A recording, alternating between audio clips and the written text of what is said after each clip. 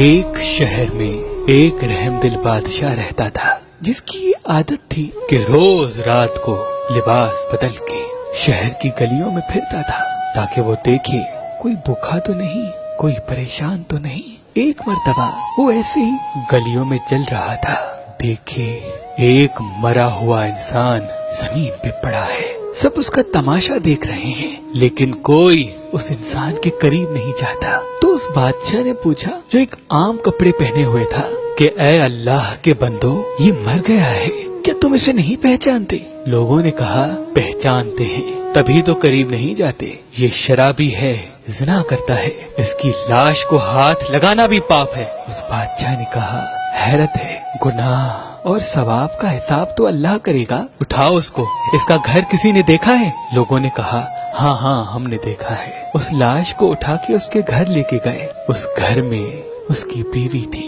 اس بیوی نے جیسے ہی اپنے میاں کی لاش دیکھی، زاروں قطار رونے لگی اور رو رو کے کہا، میں نے اپنی پوری زندگی میں ایسا عظیم انسان، ایسا نیک انسان نہیں دیکھا۔ تو اس بادشاہ نے کہا کہ تمہارا میاں نیک تھا؟ شہر والے تو کہہ رہے ہیں کہ وہ زانی اور شرابی تھا۔ تو اس بیوی نے رو کے کہا، میرا میاں صبح سے لے کے شام تک محنت کر کے کماتا تھا، لیکن جب رات ہوتی تھی تو شراب خانے میں جا کر شراب لیتا تھا اور اس شراب کو گندے نالے میں پھینک دیتا تھا اور کہتا تھا کہ میں نے مسلمانوں کے کندھوں سے، نوجوانوں کے سر سے تھوڑا سا گناہ کم کر دیا۔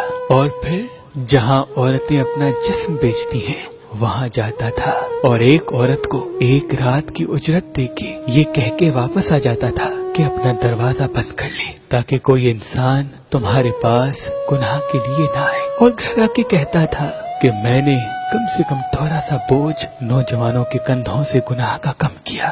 میں کہتی تھی کہ آپ کی یہ نیکی کوئی نہیں دیکھ رہا، جب آپ مریں گے تو یہی دنیا والے آپ کو شرابی اور زانی کہہ کے آپ کی لاش تک نہیں اٹھائیں گے۔ لیکن میرا میاں مسکرا کے کہتا تھا، مجھے اللہ پہ یقین ہے، دیکھنا میرا جنازہ بادشاہ اٹھائے گا، دین کے عالم فخر سے میری جنازے نماز پڑھائیں گے اور پورا شہر میرے قصیدے گائے گا۔